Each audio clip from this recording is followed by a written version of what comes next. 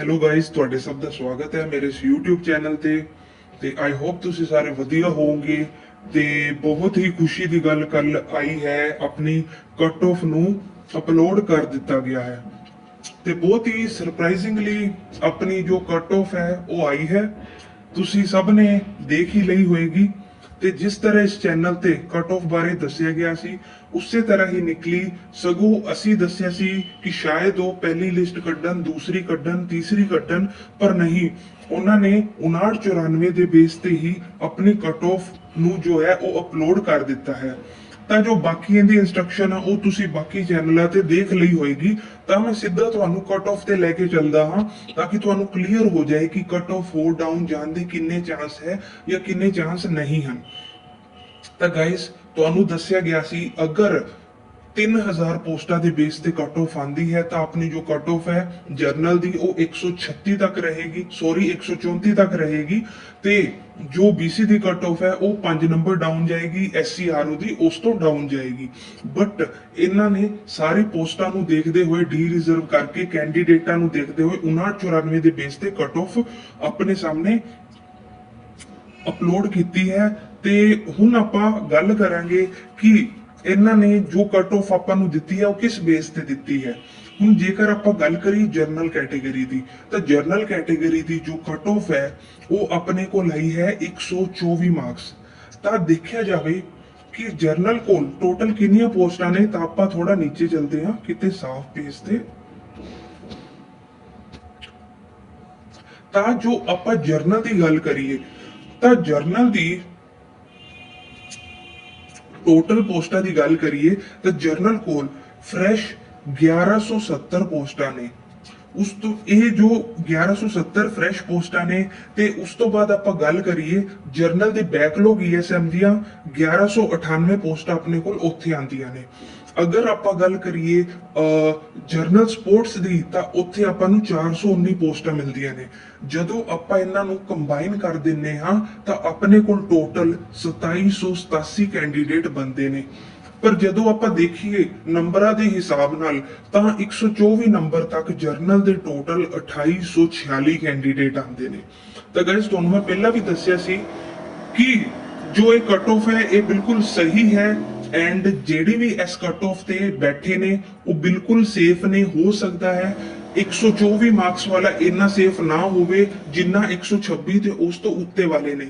ਉਸੇ ਤਰ੍ਹਾਂ BC category ਦੀ ਜੋ ਕੱਟ ਆਫ ਹੈ ਉਹ 122 ਤੋਂ ਲੈ ਕੇ 116 ਤੱਕ ਗਈ ਹੈ ਤੇ ਹੋ ਸਕਦਾ ਹੈ 116 ਵਾਲਾ ਇੰਨਾ ਸਿਕਿਉਰ ਨਾ ਹੋਵੇ, ਬਟ 118 ਤੇ ਇਸ ਤੋਂ ਉੱਤੇ ਵਾਲੇ ਬਿਲਕੁਲ ਸਿਕਿਉਰ ਆਪਣੇ ਆਪ ਨੂੰ ਮੰਨ ਸਕਦੇ ਹਨ।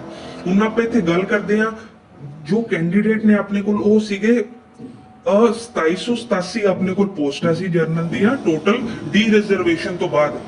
ਤੇ ਟੋਟਲ ਕੈਂਡੀਡੇਟ ਕੋਲ ਆਊਟ ਹੋਏ ਨੇ ਆਪਣੇ ਕੋਲ 2846 ਤੇ ਇਹਦੇ ਚ 60 ਕੈਂਡੀਡੇਟਾਂ ਦਾ ਜੋ ਡਿਫਰੈਂਸ ਹੈ ਉਸ ਨਾਲ ਕੋਈ ਖਾਸ ਫਰਕ ਨਹੀਂ ਪੈਂਦਾ, ਬਿਕੋਜ਼ ਇਹਦੇ ਵਿੱਚ ਕਾਫੀ ਕੈਂਡੀਡੇਟ ਨੇ ਜੋ 66 35 ਵਾਲੇ ਹੋਣਗੇ ਜਾਂ ਜਿਨ੍ਹਾਂ ਦੀ ਕਿਤੇ ਹੋਰ ਜੌਬ ਲੱਗ ਗਈ ਹੋਏਗੀ ਜਾਂ ਜੋ ਐਬਸੈਂਟ ਹੋਣਗੇ ਤੇ ਆਪਾਂ ਇਹਨਾਂ ਨੂੰ ਪੂਰਾ ਸਿਕਿਉਰ ਮੰਨ ਸਕਦੇ ਹਾਂ। ਤੇ ਇੱਕ ਹੋਰ ਜੋ ਆਪਣੇ ਕੋਲ ਕੈਟੇਗਰੀ ਆਂਦੀ ਉਹ ਆਂਦੀ ਆਪਣੇ ਕੋਲ ਹੈਂਡੀਕੈਪਡ ਕੈਟੇਗਰੀ। ਤੁਹਾਨੂੰ ਮੈਂ ਦੱਸ ਦੇਵਾਂ ਜੋ ਆਪਣੇ ਕੋਲ ਹੈਂਡੀਕੈਪਡ ਕੈਟੇਗਰੀ ਦੀਆਂ ਪੋਸਟਾਂ ਨੇ ਟੋਟਲ ਉਹ ਆਪਣੇ ਕੋਲ 509 ਪੋਸਟਾਂ ਨੇ। ਉਹ ਆਪਣੇ ਕੋਲ ਟੋਟਲ 509 ਪੋਸਟਾਂ ਨੇ। ਯਾਨੀ ਕਿ ਹੁਣ ਤੁਸੀਂ ਵੀ ਜਾਣਦੇ ਹੋ ਕਿ ਹੈਂਡੀਕੈਪਡ ਹੋਇਆ ਜਾਂ ESM ਹੋਇਆ, ਇੱਥੇ ਕੈਂਡੀਡੇਟਾਂ ਦੀ ਸੰਖਿਆ ਬਹੁਤ ਜ਼ਿਆਦਾ ਘੱਟ ਹੁੰਦੀ ਹੈ। ਤਾਂ ਇਹਨਾਂ 509 ਪੋਸਟਾਂ ਵਿੱਚ ਵੱਧ ਤੋਂ ਵੱਧ 50 ਜਾਣਾ ਲੱਗ ਜਾਏਗਾ ਜਾਂ 100 ਜਾਣਾ ਲੱਗ ਜਾਏਗਾ, ਬਟ ਇਸ ਤੋਂ ਜ਼ਿਆਦਾ ਨਹੀਂ ਹੋਏਗਾ।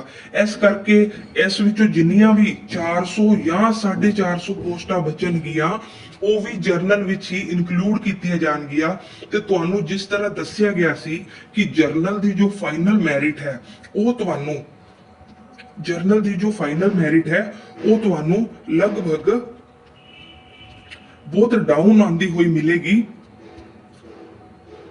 ਜਰਨਲ ਦੀ ਜੋ ਮੈਰਿਟ ਹੈ ਉਹ ਤੁਹਾਨੂੰ ਬਹੁਤ ਹੀ ਡਾਊਨ ਆਂਦੀ ਹੋਈ ਮਿਲੇਗੀ, ਜੋ ਕਿ ਲਗਭਗ 120 ਦੇ ਕਰੀਬ ਹੋਏਗਾ, ਤੁਹਾਨੂੰ ਆਂਦੀ ਹੋਈ ਦਿਖਾਈ ਦੇਵੇਗੀ। ਤਾਂ ਗਾਇਸ ਤੁਸੀਂ ਸਿਰਫ ਵੇਟ ਕਰਨਾ ਹੈ, ਪਹਿਲੀ ਸਕਰੂਟਨੀ ਹੋ ਜਾਂਦੇ ਹੋ, ਪਹਿਲੀ ਡਾਕੂਮੈਂਟ ਵੈਰੀਫਿਕੇਸ਼ਨ ਹੋ ਜਾਂਦੇ ਹੋ, ਉਸ ਤੋਂ ਬਾਅਦ ਪੂਰੇ ਚਾਂਸਸ ਨੇ ਸੈਕੰਡ ਨੂੰ ਵੀ ਜ਼ਰੂਰ ਬੁਲਾਇਆ ਜਾਏਗਾ। ਤੇ ਹੁਣ ਆਪਾਂ ਗੱਲ ਕਰਦੇ ਹਾਂ BC ਕੈਂਡੀਡੇਟ ਬਾਰੇ। ਤੁਹਾਨੂੰ ਮੈਂ ਦੱਸ ਦਿਆਂ ਜੋ ਕਿ SCMB ਹੈ ਉਹਨਾਂ ਨੂੰ ਸਾਰਿਆਂ ਨੂੰ ਬੁਲਾ ਲਿੱਤਾ ਗਿਆ ਹੈ, ਉਹਨਾਂ ਦੀਆਂ ਕਾਫੀ ਸੀਟਾਂ ਖਾਲੀ ਰਹਿ ਜਾਣਗੀਆਂ ਜੋ ਕਿ ਬਾਅਦ ਵਿੱਚ SCRO ਨੂੰ ਦਿੱਤੀਆਂ ਜਾਣਗੀਆਂ।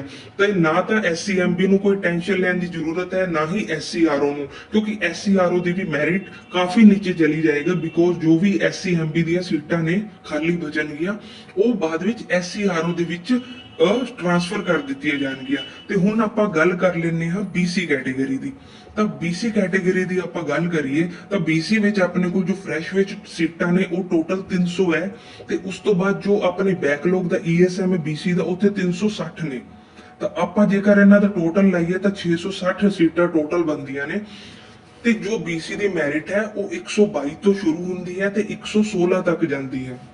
ਤਾਂ ਗਾਇਜ਼ ਮੈਂ ਤੁਹਾਨੂੰ ਦੱਸਦਾ, ਫਸਟ ਲਿਸਟ ਵਿੱਚ ਹੋ ਸਕਦਾ ਹੈ 116 ਵਾਲਿਆਂ ਦਾ ਨੰਬਰ ਨਾ ਆਵੇ, ਬਟ ਮੈਂ 100% ਸ਼ੋਰ ਨਹੀਂ ਹਾਂ, ਬਿਕੋਜ਼ ਕੁਝ ਕੈਂਡੀਡੇਟ 116 ਵਾਲੇ ਸ਼ਾਮਿਲ ਹੋ ਸਕਦੇ ਹਨ।